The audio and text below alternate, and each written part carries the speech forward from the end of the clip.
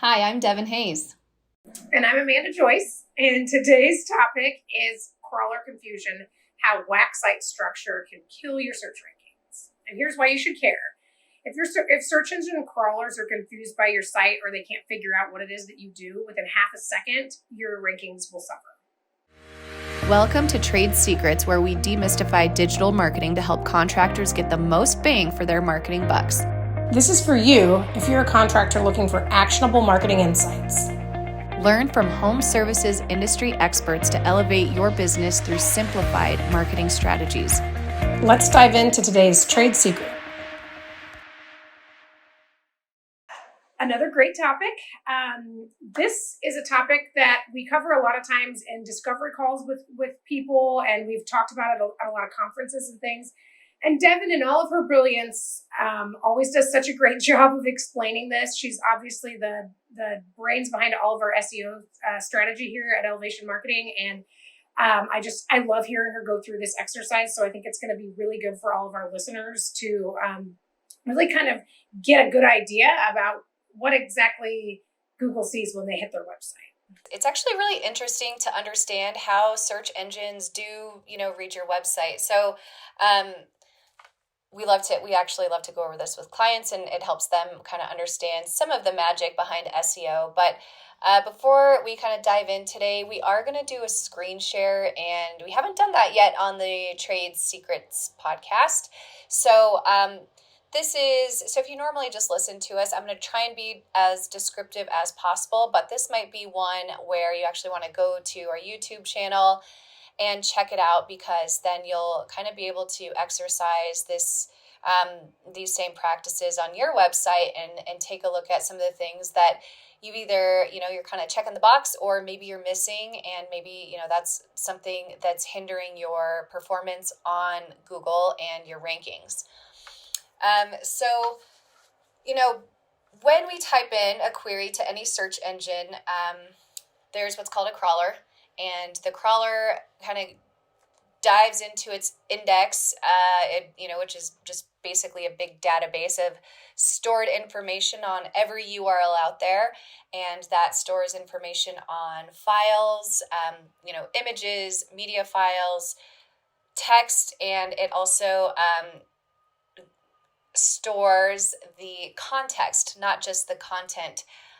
That's what Google's, AI crawlers can do. So it's not just the exact verbiage on the page, it's also the implied context that Google has, kind of decided what your page is about through these like 200 checkpoints, and there you are, sitting and living in their database, and that is for every single URL. So there's your primary domain for your website, but then every single URL is also indexed and stored, unless you tell Google not to.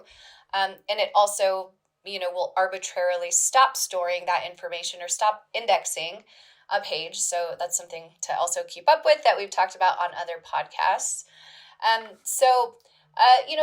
In understanding how Google is reading your site, you can better understand how to make some quick changes to your site structure to help the users, because ultimately that's Google's goal, having for us users to have a good experience when we land on your page.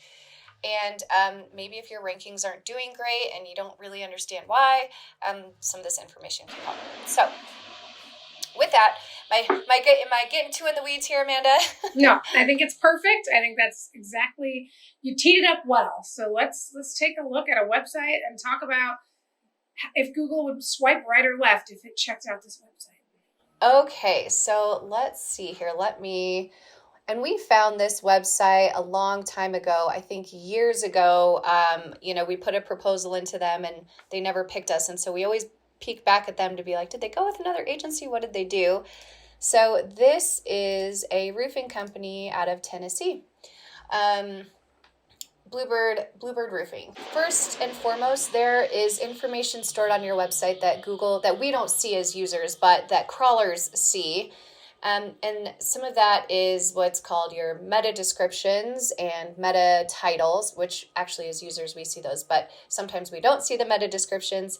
And then that's a whole other rabbit hole where I'm going to get caught in the weeds here.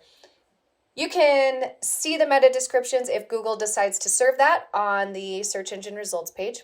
But sometimes it chooses content that's on the URL versus what we've asked it to store. What I meant to say was schema is something that we can't see as users, but it sort of is an advanced SEO technique that tells a crawler what your website is about in the most concise way possible. So pretending that your schema is fully optimized, now we're just looking on page at your website. And this is what we kind of do when we're on a discovery call and we're looking through someone's site. We just start at the top like a crawler would and work its way down. So the first thing you want to do is, you start at the top. If you see this little lock is closed, that means your site is secure. This is a great trust factor and a ranking factor. So if this, is red or shows that it's unlocked, you want to go out and right now drop what you're doing, get an SSL certificate installed on your website.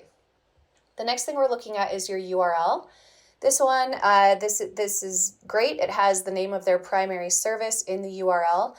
This doesn't always have to happen. If you think of Google, it doesn't say googlesearchengine.com, but it's especially if you have a younger domain and you're a newer business, you really want to have your primary service in the URL. Sometimes switching from even just construction to roofing, if that's your primary, if you do both, or if you do like gas fitting and plumbing, but plumbing is your primary service, you would want to have that in the URL. So if there's a way to get your primary service in the URL, that's a great checkpoint. Not always necessary, but something else that we look at that could potentially be hindering your positioning. So next thing we do, if you're a crawler, you're starting from the top and you're kind of moving your way down. So we just see, this just says, it takes us to their review page. All right, so already we have a link to their page. It just says, if it's reading the text, we see 229 are reviews, sees images for stars, and then 5.0. Then we go over here, and this is just a logo. This isn't text. So Google is reading the image. It can pick up text on an image, but it takes more time than if it were just text. So we're taking up a lot of time just to tell it, Bluebird Roofing as an image. Then we come over here, we're reading the navigation, home, reviews, about us, our services, gallery, contact. So far, we haven't actually told Google what we do unless it took the time to read the image. So we come down here and we see this kind of video. But this, I can't highlight it. This is also just text on an image. Down here, this is more just text on an image. And so far, we haven't actually even been told what action this roofer would like us to take. There's no phone number up here. There's no button call out. There's no chat bot. There's no pop-out form. So far, they're telling us about themselves. They're a Bluebird. They're even telling us where we are. Yeah, definitely. Real quickly, one of the things that I know people always ask us about when you're going through this exercise in the navigation, it's really common to just have our services there. And I know that's one of the first things you really kind of coach people away from. Will you talk about, because a lot of people are like, if you click on our services and then look down there, you can see what we do. In this case, you can't. But a lot of times it'll say our services underneath it. It lists them. Yeah, for sure. So if you're a crawler and you're reading this, you're really missing an opportunity to tell it what your services are. And if you think about it, your navigation is on every page of your website. So you're repeatedly from the top telling a crawler roofing services, roofing services, roofing services, versus here it says our services. This could be literally any service. This could be, a law practice. This could be an auto body shop. This could be anything, really, in terms of the text that the crawler has read. So yeah, thank you for calling that out. All of these are so generic. Nothing specifically speaks to the service that these guys provide. So again, and then this is just a giant image, and I think it was even like a video it was like a slow animation, which video, while we love it, it's probably a time suck. I haven't even done a speed test on the site, but we're just going to focus kind of on page for now. So you have a nice video. I don't know. It does nothing for the customer. So far, we're not telling anybody what kind of service they provide. We're not telling them what kind of outcome or benefits come with choosing this roofing company. A lot of that, while it has to do with more marketing language and more, CRO or conversion rate optimization, this is kind of old-timey, narcissistic, me. This is me. This is my logo. This is my website. This is my address. But so far, we don't really know why we would choose this roofing company. We don't know what outcome we can expect by choosing them, the benefits of what to expect by going with them. And furthermore, so far, they don't really care how we get in touch with them. This phone number isn't even HTML coded. This is a missed opportunity for local SEO to have a map embed right here that links out to their map. And again, user experience, if I'm on mobile, which let me shrink my screen down. Now we're on mobile. At least we've got the clickable phone number on up top on mobile. And it gets rid of, I guess, the address in the header, in this hero image.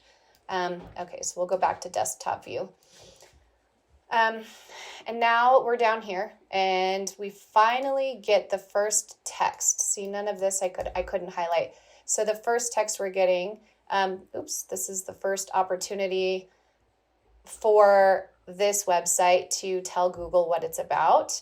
I haven't taken a look at their schema markup, but in any case, great company. Finally, this review says the name of the company. The text is on here. Lots of reviews that they're pushing here. And then we finally get to the H1. H1s are typically above the fold. Above the fold means before you hit the scroll. And this one's kind of down below here. So we finally understand in very concise terms that they're a roofing contractor in Mount Juliet, Tennessee. Typically, this H1, your first header tells Google this is the most important thing about your website, or what they can expect to find on this page of your website. So it's great. It's a great SEO headline, but it doesn't tell the customer what they're going to do for them. This is a very SEO focused title, and that's sometimes when you're starting out with a website, you do have to have that SEO focus and kind of avoid some of the flowery marketing language. But there should be, you have to remember that the goal is conversions. The goal of SEO is conversions. So you should find an agency where you can have that happy marriage and you can connect the two, where you can combine what we call a benefit outcome statement with some of this, roofing contractor in Mount Juliet, Tennessee. This could even be a subhead. In any case, so we finally are below the fold where we see what this is about. We get a little bit of text.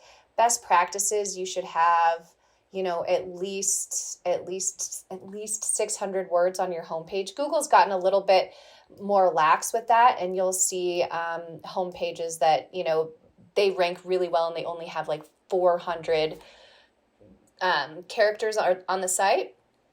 But this is really your best opportunity to tell a customer what you're about, because you don't know if they're going to click through to the next page, especially a site like this where you're not really guiding them. You're not really telling them what you want to do next. So I would imagine their bounce rate is probably pretty high. And then we get down here. Here we start to say lightning fast response, like that's a benefit to the customer. But, you're kind of way down here. Insurance claims expert. So I'm sure this is like another service, but there's no further information. These aren't buttons, even though they look like it. That's poor UX. And then exceptional work. Again, these credentials are great. They help to build trust, but there's a missed opportunity by not linking out, having an external link to this trusted manufacturer. So that's kind of a miss there too. There's internal and external links that provide some value. It's kind of a mystery how much weight is placed on them, but having external links to trusted sources helps your positioning and your ranking as well. So you want to make sure you're ranking out to any of these trust logos that you might have on your website. And then coming down here, request your roofing and exterior inspection. We finally get a call to action, but they just want you to call them. We have a form down here. a missed opportunity here for like a, request an estimate. A lot of roofers provide like a free roof inspection. Requesting an estimate, I know estimates are a lot more, they're kind of a little bit more intensive. So maybe that's why they went with that language, but it's still, I don't know, it's just kind of weak in terms of a call to action. And then over here, I'm glad to see they have a map embed on their homepage. I would be curious to see if they've got kind of the code. There's some fun work you can do on the back end with that. But then anyways, we come down here to the bottom. We have the address here, but again, this is the footer. So your footer is carried through to each page of your website. So this should actually, if it were optimized properly, link out to their maps listing or even their like Google business profile listing. So that's kind of just a big miss here. And it's great that they have kind of some other internal links listed within the footer and their office hours, and then some external links here. So sometimes those are missed, but it's good that they have those. I would hope these hours match whatever you have on your Google business profile. These hours should match that. Let's see here. If we click through, they have the reviews are kind of the most prominent thing throughout the site, which is understandable. They have what looks like 229 of them, but it's interesting that you can't click out to look at their reviews on their Google business profile. And then they have a lead form here to submit reviews right here.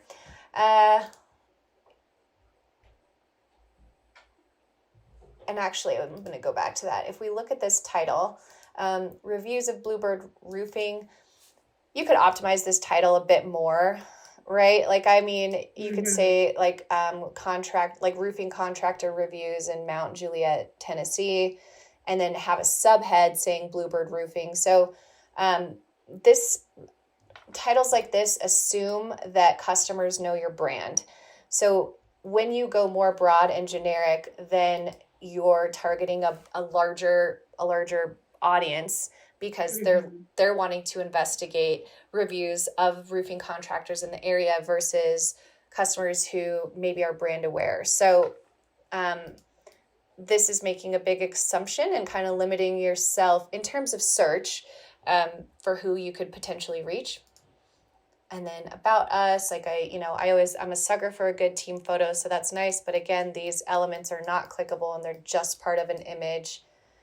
And the content, it needs to be 600 pictures. I love that they're sharing photos of their sales team. But again, the call to action comes way down the page. Quickly, our services.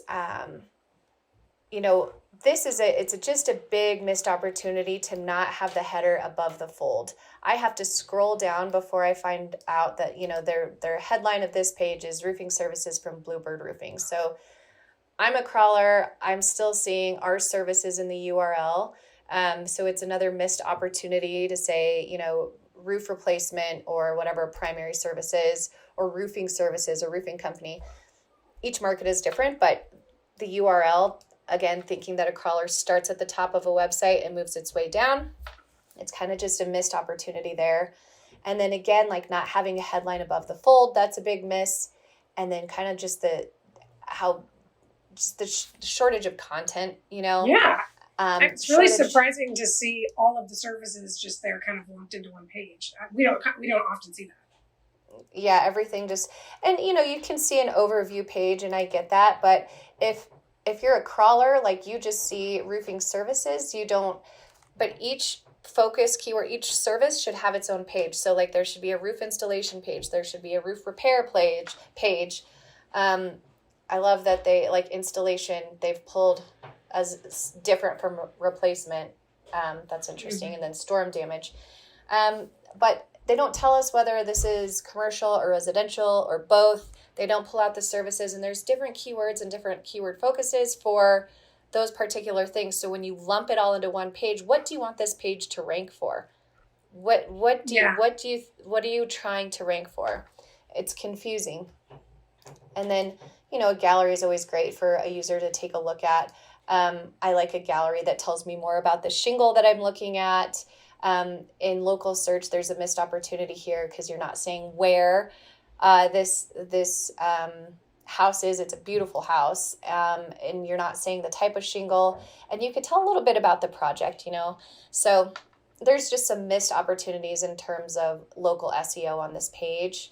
It's kind of they're just like checking a box, a little bit of bare minimum. Yeah. And then we click through to the contact page, and, just the contact page doesn't have to be anything crazy, but there's no language really telling us about what their unique selling proposition is or USP anywhere throughout the site. They're not talking about how maybe they have a simplified process, a manufacturer's warranty, a labor warranty, a referral rewards program. They don't even really brag about their reviews. They just keep pushing you off to their reviews page. They don't highlight maybe in their reviews, a common theme is customer service or great communication. Like they don't even tell you anything great or why to choose them. So in terms of search, they're just missing the box on content, headlines, calls to action, their navigation, their URL structure, their footer optimization, header optimization. There's on desktop, you should see a phone number up top, even though, I'm not going to sit here and FaceTime you from my desktop. It doesn't mean that a crawler isn't reading that and it can't grab that local area code and associate your roofing company with the local area to help you get ranking in that map pack at the top.